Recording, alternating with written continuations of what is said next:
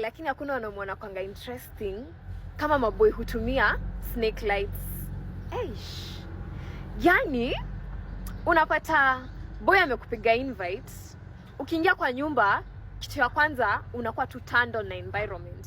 Unajua kuna msanii anaweza kuinvite kwake, unafika unasikia tu umechoka, unashindwa guy. Ndatoka huku saa ngapi? Juu unajua sometimes pia environment pia inachangianga sana kwa kuboost mood ya mtu, especially dem amekuja kukutembelea. So umeingia kwa keja, unapata boy ameka snake lights, una tu room tu inakatu, room inakatu cozy. Room hata inakuweka kwa mood automatically. Like hapo boy, hata venye mnasema wengi huku venye tunaona hamna mistari, hapo hata who need to talk much. Already the environment has talked on your behalf. Hapo dem anaweza team mbaya. Unafika unasikia tu yani kuna ka comfort tu ka flani tu kwa hapo tu, wewe unasikia tu yani una feel some sense of belonging. Yani una feel hapa una feel tu sijui aje, una feel fiti, ka dem una feeling now this is it.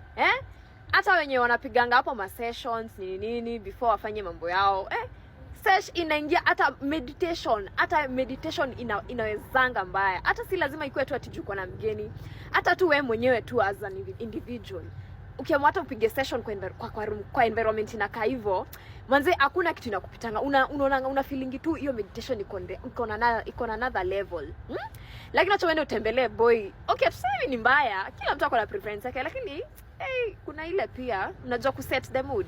Wacha utembelee boy ameweka hizi stima za white, stima zinakaa za hosi, inakumulika mpaka intestines, unaonekana hadi internal organs. Nakwambia unasikianga ni kama una feeling let's say mbaya, but kuna kale haikupatiangi ile mood kama ukipata ile room yenye imewekwa hizo ma snake lights.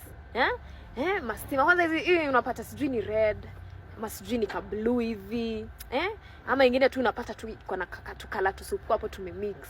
Nakwambia alafu tena kuna ka music kwa background. Nakwambia hiyo environment huweza mbaya.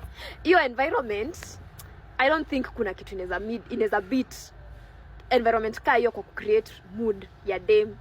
Hata you too in general. Hapo nakwambia ukifanya hata investigation vizuri, chunguza tu, utapata madem wenyewe wanaingia kwa rooms ka hizo, kwa room ikiwa hivyo compared to hii room nyingine na kastima ni kama stima ni ya butchery, unataka kuona nyama inside.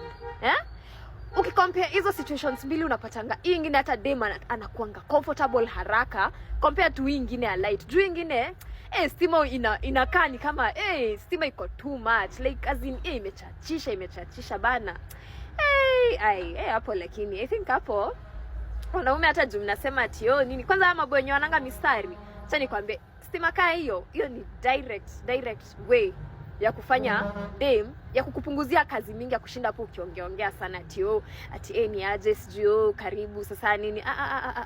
Ukiwa tu na hiyo msee, hiyo umesha nasa. Hata utasikia dem amekucall next time, ni aje leo uko free. Venye hapo naona mwingine mnauliza madem kucall wako wapi? Wako ni wengi sana, ni wewe ndio hujajua siri.